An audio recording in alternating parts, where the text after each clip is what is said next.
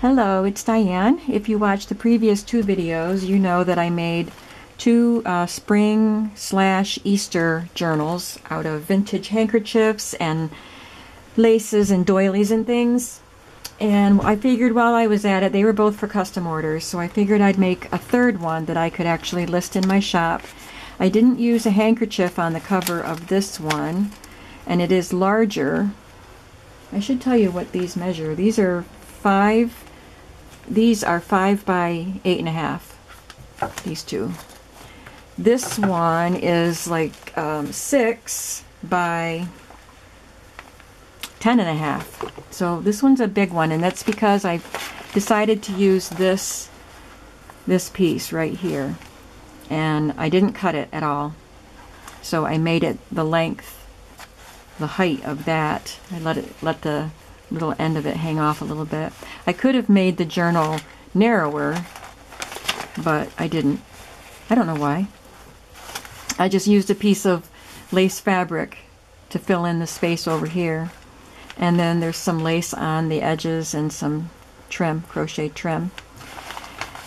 And there's, oh, I used this. I love this very pale peachy lace trim. I don't know what it is. It's not really lacy, and I don't think it's crocheted. I don't know what it is, but it's gorgeous, and I don't have a lot of it. And this is the first time I've used it, but it was perfect for this. And then this peachy colored one is cut from a doily that was made up of these squares, and I'm working on cutting them apart. So I added that. This is just a very pale peach color here. There's a couple of the Tim Holtz bunny postcards from his seasonal pack of paper that's, I don't think it's available anymore. It's pretty old. And then this is a piece from a vintage doily. So there's lots of vintage pieces here. I used quilted fabric. There is no cardstock in this. This is all fabric.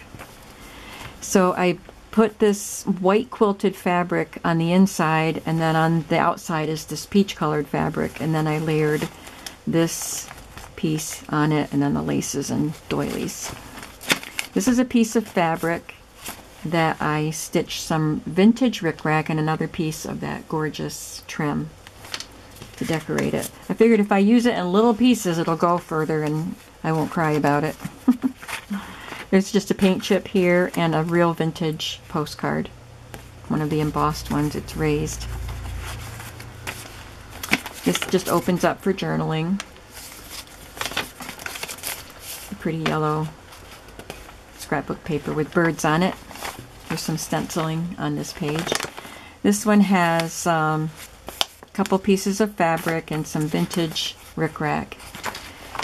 Since this book is so tall, it's 10.5 inches, the printer paper is shorter than the scrapbook paper. So there's different sizes. I like the variety of sizes in the books. There's a Edith Holden page with a bird on a nest. There's a Tim Holtz image backed onto fabric. There's a piece of vellum with some trim and Christy Art Designs. And there's another vintage postcard.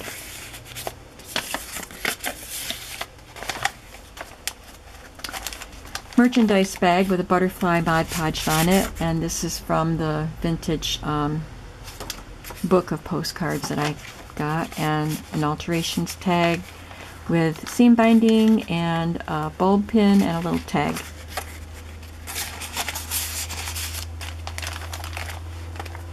There's some spraying on this bag and just a stamp up here. A couple of Tim Holtz images stitched together and then stitched on as a tuck spot. And this is a copy of one of my vintage postcards.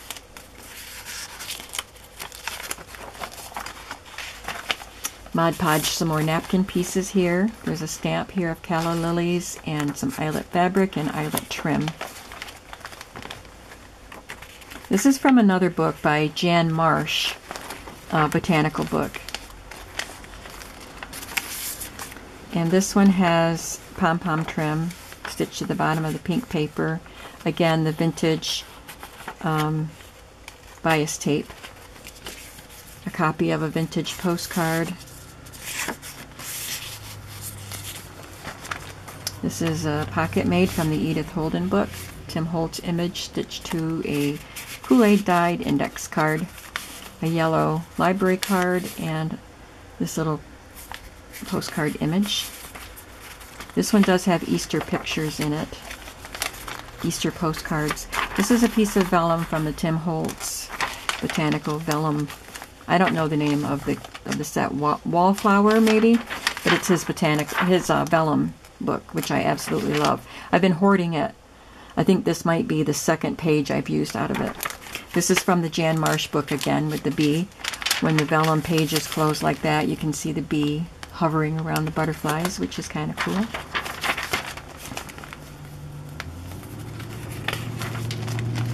Beautiful.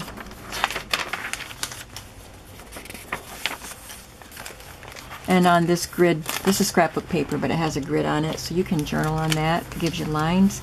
This cute little bird design here. And there's a butterfly napkin decoupaged onto this bag, and there's just a plain tag tucked in there. There's a little bunny I found on the internet. More Mod Podge butterfly napkin. Another purple paint card, eyelet trim, a yellow paint chip, and oh, I have to stitch this to some paper, but it's a Ephemera's Garden postcard image. And the other side of the merchandise bag, it's sprayed.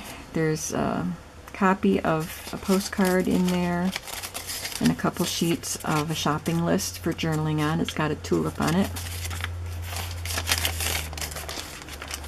This one, I Mod Podged this vintage doily that I Kool-Aid dyed, and then Mod Podged a dragonfly from a napkin onto it. And here's the envelope with the beautiful floral image on the flap, and some images glued to the back, and a copy of one of my vintage postcards. And on the paper clip, it's a purple paper clip with a yellow bulb pin and a bumblebee dangle. I am going, whoops, that's why I had it this way, because I had these glued on upside down. But if I put it this way, they're not upside down. I am going to be listing some of the colored bulb pins in my shop when I have a chance to do that. That's one of the items I'm going to be adding. Fabrics with a bird on it, some vintage rickrack, a couple of the Christie Art Designs Easter images, and an Ephemera's Garden Easter postcard. Look at that little ducky in his shell with a crown on his head. It's so cute. I left the back plain. So this one will be in my shop. I'm going to call it the Fabric and Lace Easter Journal, and I will link my shop below. Thank you so much for watching my channel, and come visit my shop. Have a good day.